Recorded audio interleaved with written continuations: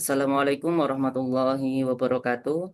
Yang kami hormati Wal- kepada Bapak Muhammad Galih Ramaputra, Eskom Mkom MTI, selaku dosen pengapu dari mata kuliah pemrograman berorientasi objek 2. Di sini kami dari kelompok 2 akan mempresentasikan hasil diskusi kami terkait dengan pola desain dalam pemrograman OOP, yaitu ada singleton pattern dan juga factory pattern. Sebelum kami berpresentasi, izinkan saya untuk memperkenalkan anggota kelompok kami. Yang pertama ada saya sendiri, yaitu Abdullah Nurul Kawakif. Di sini saya sebagai moderator dan presentator pertama. Kemudian ada rekan saya sebagai presentator selanjutnya, yaitu ada Bunga Ayu Pratama, Deviana Ustamil, dan juga Gusti Dewi Widyastuti. Sebelum kita masuk ke materi singleton pattern dan juga factory pattern, di sini saya akan menjelaskan tentang desain pattern. Apa itu desain pattern? Jadi desain pattern ini adalah solusi umum yang digunakan untuk menyelesaikan masalah umum dalam pengembangan perangkat lunak berorientasi objek. Nah, dengan kita mengimplementasi desain pattern ini, maka kita akan mendapatkan manfaat sebagai berikut. Yang pertama akan mempercepat pengembangan, kemudian menyediakan solusi teruji, kemudian mempermudah pemeliharaan kode. Nah, contoh dari eh, desain pattern yang populer itu seperti singleton, factory, dan juga observer. Untuk materi selanjutnya yaitu adalah singleton pattern yang akan disampaikan oleh rekan saya. Singleton pattern yaitu memastikan bahwa hanya ada satu instance dari suatu kelas yang dapat dibuat. Biasanya digunakan untuk objek global seperti logging, konfigurasi, koneksi database. Struktur singleton pattern yaitu ada static instance privat, constructor privat, static method public untuk akses instance. Tujuannya yaitu untuk kontrol penuh terhadap instansiasi objek. Untuk contoh codingan singleton yaitu contohnya seperti ini. Selanjutnya ada keuntungan dan kekurangan singleton. Keuntungannya yaitu kontrol akses objek global dan mudah diimplementasi. Untuk kekurangannya sulit diuji dan dapat menyebabkan tag coupling jika tidak hati-hati. Lalu di sini ada factory pattern. Factory pattern bertujuan untuk menyederhanakan pembuatan objek dengan cara mengalihkan proses tersebut ke subclass atau metode tertentu.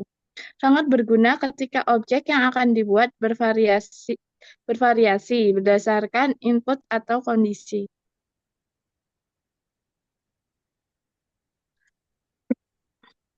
Lalu di sini ada struktur factory pattern. Yang pertama ada interface atau abstract class sebagai produk dasar. Lalu ada kelas konkret sebagai implementasi produk. Lalu ada factory class atau metode untuk menghasilkan objek berdasarkan logika. Berikut ini adalah contoh kode factory. Java. Kemudian akan dilanjutkan oleh teman saya, Gusti. Lalu di sini ada keuntungan dan kekurangan factory pattern.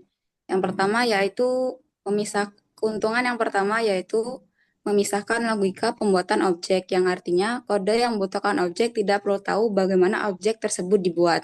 Contohnya seperti kita ingin memanggil animal factory.getAnimal dalam kurung string dog tanpa tahu detail new dog itu seperti apa. Hasilnya kode jadi lebih bersih dan terstruktur. Yang kedua, itu memudahkan ekspansi. Kalau di masa depan kita ingin menambahkan jenis objek baru, misalnya seperti butterfly, rabbit, dan lain-lain, kita tinggal menambahkan kelas baru dan atur di factory. Tidak perlu mengubah kode lain yang sudah ada. Jadi lebih mudah dikembangkan dan dipelihara. Untuk kekurangannya, factory pattern itu lebih banyak kelas, karena setiap tipe objek biasanya punya kelas sendiri dan harus dikelola lewat factory. Maka jumlah kelas bisa bertambah banyak. Ini bisa bikin ini bisa membuat struktur proyek terlihat lebih kompleks, terutama jika proyeknya besar. Yang kedua, bisa menjadi kompleks jika berlebihan. Jika penggunaannya tanpa perencanaan yang baik, factory bisa terlalu rumit, apalagi jika banyak tipe objek dan kondisi berbeda. Misalnya, banyak if-else atau switch di dalam factory bisa membuat kode sulit dibaca dan dikelola. Singkatnya, factory pattern itu sangat berguna untuk skenario yang dinamis dan fleksibel, tapi perlu diseimbangkan agar tidak membuat kode terlalu rumit.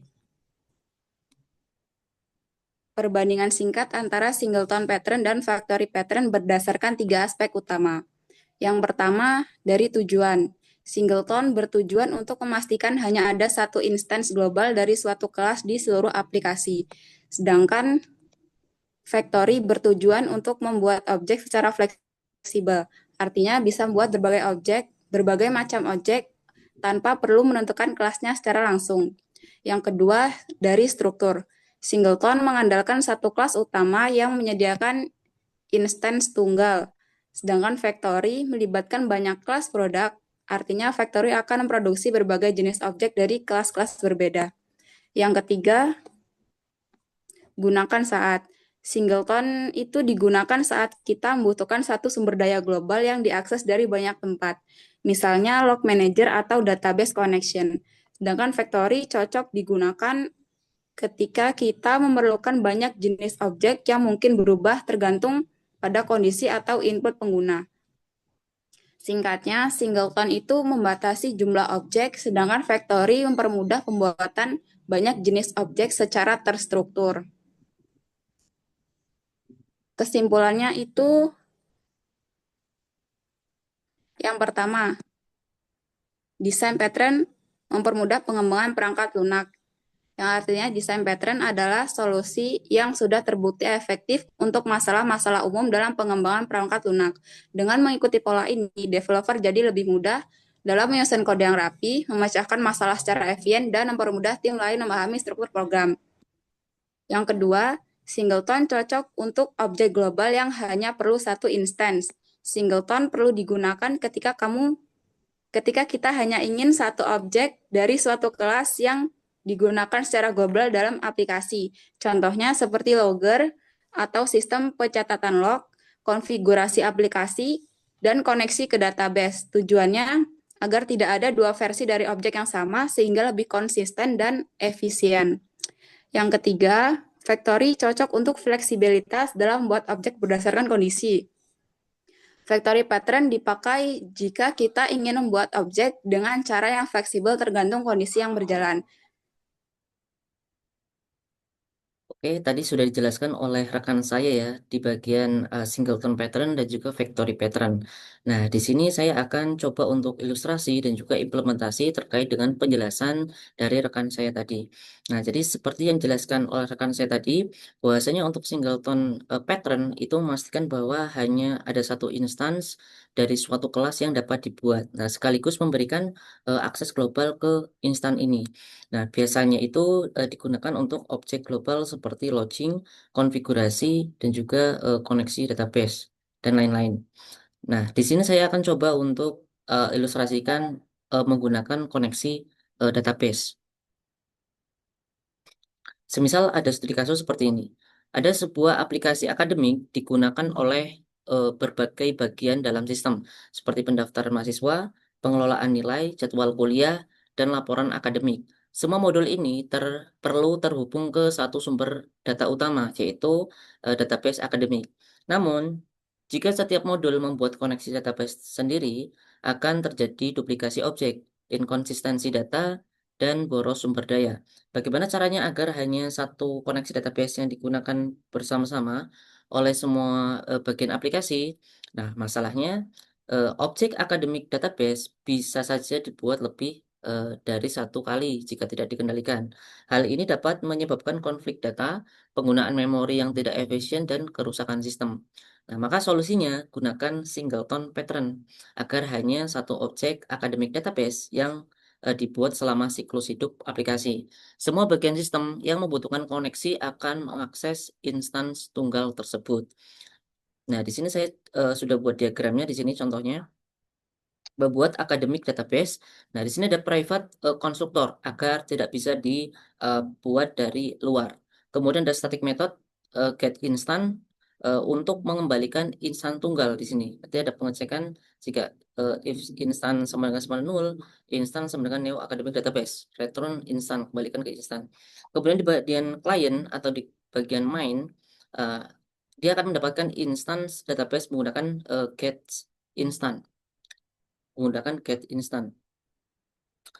membuktikan ini untuk membuktikan bahwa satu objek yang digunakan.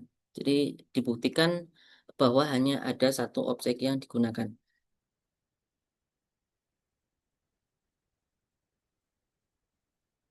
Nah, kita akan coba untuk implementasi di dalam Java NetBeans. Di sini saya sudah membuat academic database dan juga kelas main di sini. Nah, di sini saya membuat kelas private constructor agar tidak bisa diinstansiasi. Kemudian di sini ada metode untuk mendapatkan instance tunggal. Jadi dia akan memastikan bahwasanya hanya akan ada objek tunggal atau instance tunggal. Nah, kemudian di sini ada contoh metode untuk pengelolaan data mahasiswa. Nah, di kelas main di sini eh, untuk mendapatkan instan academic database di sini. Maka academic database DB1 sama dengan academic database get instant. Nanti akan disimpan di sini.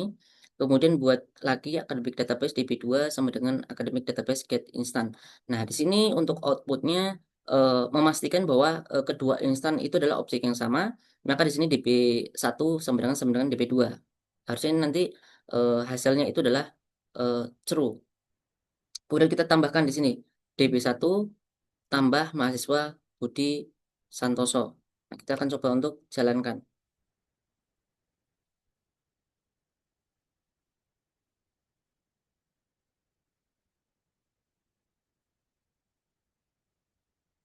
Oke, koneksi ke database akademik dibuat true, artinya yang ini DB1 sama dengan DB2 itu adalah objek yang sama, maka di sini outputnya itu true. Kemudian di sini kita tambahkan mahasiswa Budi Santoso. Mahasiswa Budi Santoso berhasil ditambahkan ke database. Nah, kita akan coba untuk tambahkan mahasiswa yang lain. Kita copy saja, ganti jadi DB2,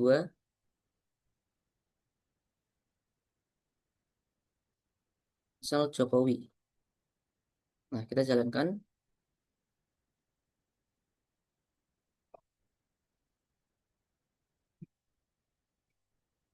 Oke, makan berhasil di sini untuk mahasiswa Jokowi berhasil ditambahkan ke database. Nah, jadi untuk DB1 dan DB2 itu adalah objek yang sama. Jadi kalau misalnya mau membuat yang lain, misal DB3, maka di sini tinggal ditambahkan DB3. Tapi aslinya eh, itu adalah objek yang sama. DB1, DB2 itu adalah objek yang sama. Nah, jadi singleton pattern di sini itu memastikan hanya ada satu objek dari kelas tertentu. Nah, dalam hal ini adalah kelas akademik database. Nah, selama program berjalan dan semua bagian aplikasi yang membutuhkan komunikasi ke database akan memakai objek yang sama. Jadi objek yang dipakai itu sama, hanya satu saja. Nah, jadi mudahnya daripada kita bikin koneksi baru ke database setiap kali dibutuhkan, kita cukup bikin satu koneksi saja, lalu pakai terus. Nah, itu yang dilakukan oleh Singleton di sini.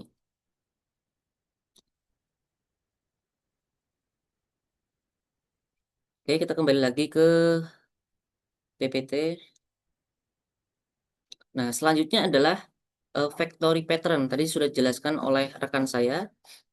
Bahwasanya untuk factory pattern itu adalah model yang bertujuan untuk menyederhanakan pembuatan objek dengan cara mengalihkan proses tersebut ke subclass atau metode tertentu. Nah, eh, ini sangat berguna kalau ketika objek yang akan dibuat itu bervariasi berdasarkan input atau kondisi. Nah, biasa digunakan untuk semisal untuk sistem pengelolaan dokumen, kemudian ada untuk sistem transportasi dan juga logistik, kemudian bisa juga untuk sistem manajemen akun pengguna dan lain-lain, masih banyak lagi. Nah, di sini saya akan contohkan untuk sistem pengelolaan dokumen, misalnya. Nah, misal ada studi kasus seperti ini. Ada sebuah perusahaan IT mengembangkan aplikasi pembaca dokumen atau dokumen reader. yang saat ini hanya bisa membaca file PDF saja. Nah, namun setelah digunakan oleh lebih banyak pengguna, muncul permintaan guru ingin bisa buka file Word. Kemudian mahasiswa sering kirim tugas dalam format teks atau TXT, misalnya. Bahkan ada permintaan untuk file Excel, PPT, dan yang lainnya. Maka aplikasi harus di-upgrade. Nah, tapi ketika dicek di program sebelumnya, ternyata ada masalah, yaitu semua logika pembaca file hanya ada di kelas PDF Reader. Kemudian bagian program yang memanggil pembaca dokumen itu langsung menginstansiasi kelas PDF Reader. Nah, masalahnya untuk menambahkan doc reader atau TXT reader atau kelas yang lainnya itu membuat banyak kode harus diubah. Kode menjadi tidak fleksibel dan sulit dirawat. Kemudian semakin banyak jenis file, semakin berantakan logika pembacanya. Nah, maka solusinya agar kode lebih mudah dikembangkan, gunakan factory pattern. Nah, langkah-langkahnya kita buat interface di sini. Nah, di sini saya sudah ilustrasikan di bentuk diagram UML. Kita buat interface dokumen reader. Nah, kemudian semua jenis file pembaca, jenis pembaca file wajib implementasi ini. Nah, kemudian kita buat kelas pembaca file spesifik seperti PDF reader, Word doc reader atau Word reader, kemudian TXT reader. Kalau mau tambahkan yang lainnya seperti Excel ataupun PPT bisa tambahkan. Nah, kemudian untuk kelas-kelas ini itu mengimplement dari kelas interface dokumen reader. Makanya di sini dia implement. Nah, kemudian kita buat dokumen reader factory untuk memutuskan jenis reader berdasarkan ekstensi file. Nah, jadi si klien ini atau si dokumen reader app atau aplikasi utama itu cukup memanggil factory atau dokumen factory yang tidak perlu tahu jenis file apa yang dibaca. Seperti itu. Oke, kita akan coba untuk implementasi di Java NetBeans. Nah, di sini saya sudah membuat kelas dokumen reader ya seperti yang di PT tadi. Kita buat interface namanya dokumen reader, kemudian buat eh, kelas PDF reader, kita implement ke kelas dokumen reader atau si interface. Kemudian kita override, kita read string file nama, kemudian outputnya membaca file PDF, file name. Begitupun juga untuk yang lainnya, untuk TXT reader, kita buat kelas TXT reader, kita implement ke dokumen reader, kemudian doc reader, kita implement ke dokumen reader. Nah, kemudian kita buat dokumen factory di sini. Nah, di dokumen factory ini eh, tadi fungsinya itu untuk memutuskan jenis reader berdasarkan ekstensi file. Kalau kita ngasihnya itu berupa PDF, baca PDF. Kalau ngasihnya berupa Excel, baca Excel. Kalau berupa Word, baca Word dokumen seperti itu. Nah, kemudian di kelas main atau di kelas klien atau di app, nah kita buat dokumen reader, kita reader 1, dokumen reader factory, get reader, berdasarkan filenya apa namanya, kemudian kita baca sesuai dengan jenis filenya. Begitupun juga yang lainnya, kalau untuk PDF kita buat PDF, dokumen, TXT juga sama. Nah, kita akan coba untuk jalankan run file.